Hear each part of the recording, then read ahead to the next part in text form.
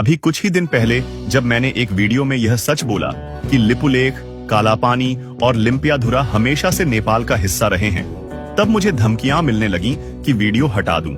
लेकिन मैं साफ कह देना चाहता हूं कि चाहे कितनी भी धमकियां आ जाएं, चाहे कितनी भी ताकत सामने क्यों न खड़ी हो जाए, मैं इस सच्चाई को कभी नहीं मिटाऊंगा, क्योंकि सच बोलने वाले कभी पीछे नहीं हटते। भारतीय होने पर भी मेरे पास सोशल मीडिया की ताकत है। मेरे साथ नेपाल के सच्चे नागरिकों का आशीर्वाद है। इतना ही मेरे लिए काफी है। भारत एक तरफ अपने आप को लोकतंत्र का मंदिर कहता है और दूसरी तरफ झूठ और धोखे से पड़ोसी देश की जमीन हड़पने की कोशिश करता है।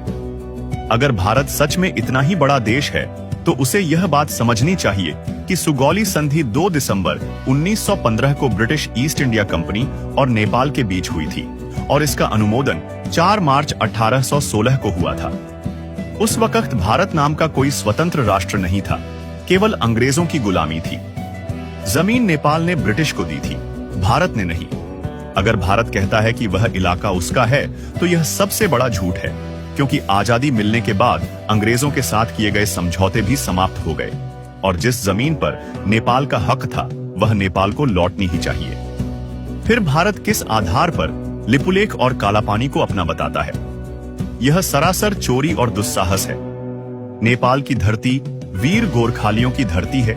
यहाँ का हर कण गवाही देता है कि जब जब किसी ने इस भूमि पर आंख उठाई है तब तब दुश्मनों का सिर गोरखाली खुकुरी से अलग हुआ है।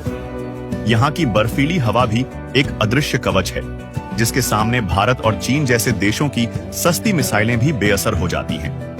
यह वह भूमि है जहाँ का किसान खेत जोतते जोतते भी सैनिक की तरह मरने मारने की क्षमता रखता है, जहाँ का नौजवान रात के अंधेरे में भी दुश्मन की छाती चीर सकता है, जहाँ की औरतें भी बेटे को वीरता का दूध पिलाती हैं और देश की रक्षा में बलिदान को सबसे बड़ा सम्मान मानती हैं। भारत को समझना चाहिए कि नेपाल को दबाने का सपना कभी पूरा नहीं होगा।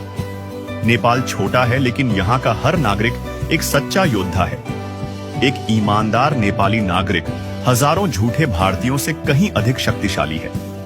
यह वह मिट्टी है जहां का खून वीरता से भरा हुआ है, जहां का झंडा सदियों से ऊंचा फहरा रहा है। भारत अगर नेपाल के साथ अन्याय करेगा तो वह केवल नेपाल ही नहीं बल्कि अपनी ही जड़ों को खोद देगा। नेपाल है तभी भारत है। नेपाल की अस्मिता पर हमला हुआ तो भारत भी टिक नहीं पाएगा।